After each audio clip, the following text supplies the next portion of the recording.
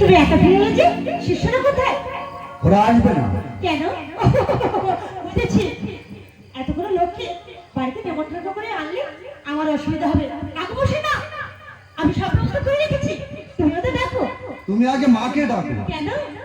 আমি স্থির করেছি আমি আজই গয়া যাত্রা করব।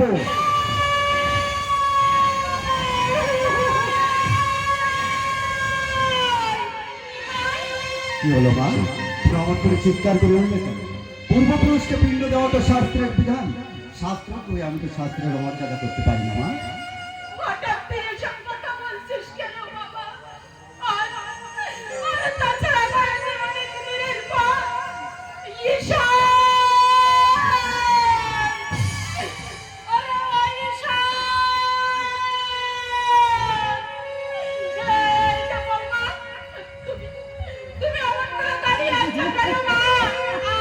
আমারে নিমাই, আমারে নিমাই কে পালন করো মা, পালন করো।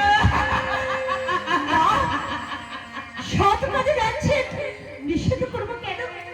ঠাকুরের কাছে প্রার্থনা করুন, ও যেন সফল হয়ে ফিরে আসে মা, ও যেন সফল হয়ে ফিরে আসে মা। অনুমতি দাও মা, আমি এখনই গয়া যাত্রা করব। হ্যাঁ মা, এখনই যাব। ঈশানদা জিনিসপত্র গোছাচ্ছে, গদাধর এলেই আমরা বেরিয়ে পড়বো।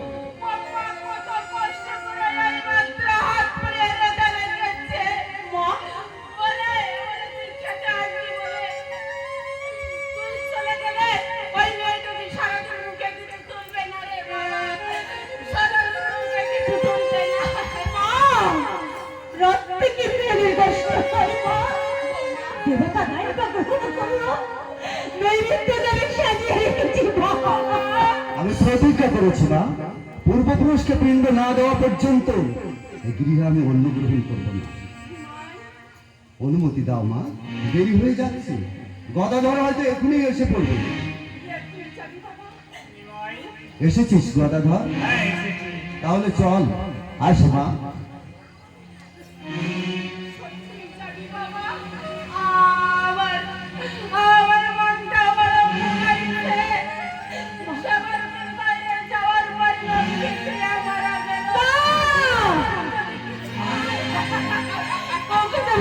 কেন অমন কথা বলছেন কেন?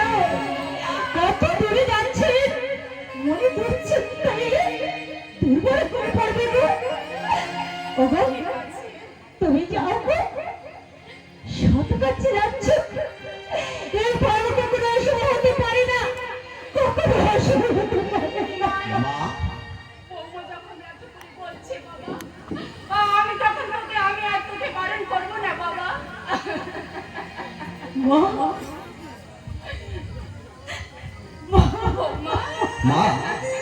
3 মাসের মধ্যেই আমরা ফিরে আসবো মা, তুমি নিশ্চিন্তে থাকো, কোনো চিন্তা করো না। 3 মাস?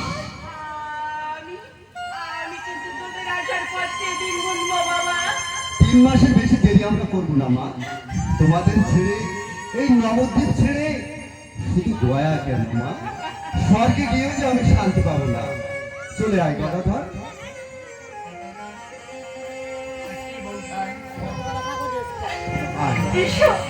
চলে আয় গদাধর। সাবধানে থাকবে।